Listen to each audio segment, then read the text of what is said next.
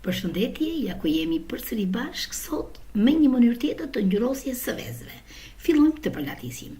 Kemi vendosur tenxhere në zjarr dhe në fund të tenxherës do të vendosim një pecet. Unë e vendos gjithmonë për të siguruar që vezët të mos më thyen.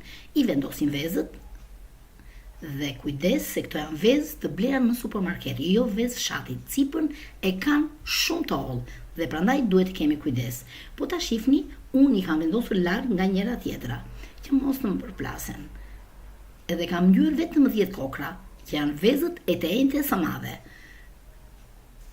Duhet kem shumë kujdes.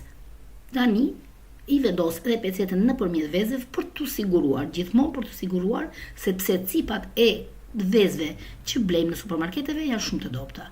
I vendosim ujin e vakët, duke mbuluar plotësisht vezët. Vendosim një lugë ëmbëlsire me krip.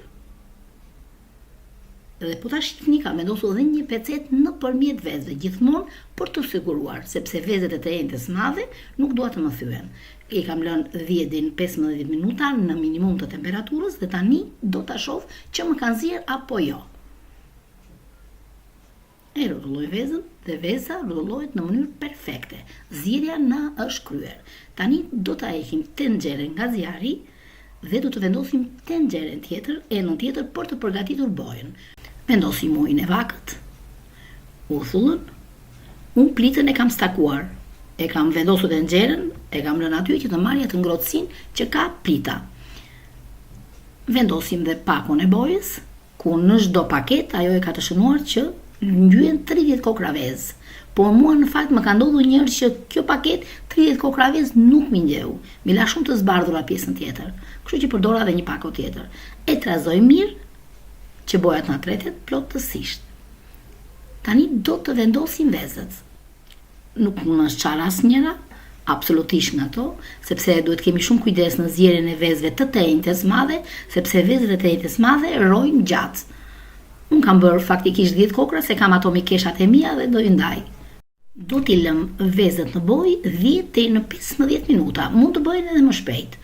Kështu që duhet të shikoni her pas here. E shohim. Veza na ka marrë një bojë shumë të bukur. Tani unë do t'i heq nga boja dhe do t'i vendos në një pjatancë.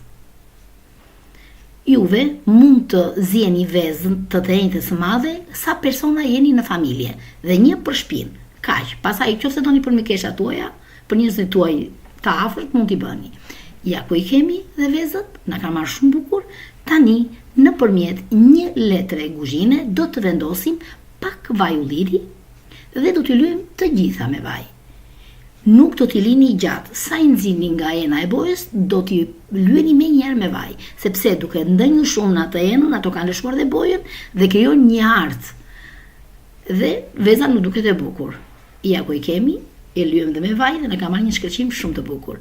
Unë dëshiroj që këto pashk të jenë shumë të gëzuara për familjen tuaj dhe sjellshin vetëm armoni, shëndet dhe mbarësi. Gëzuar Pashkët.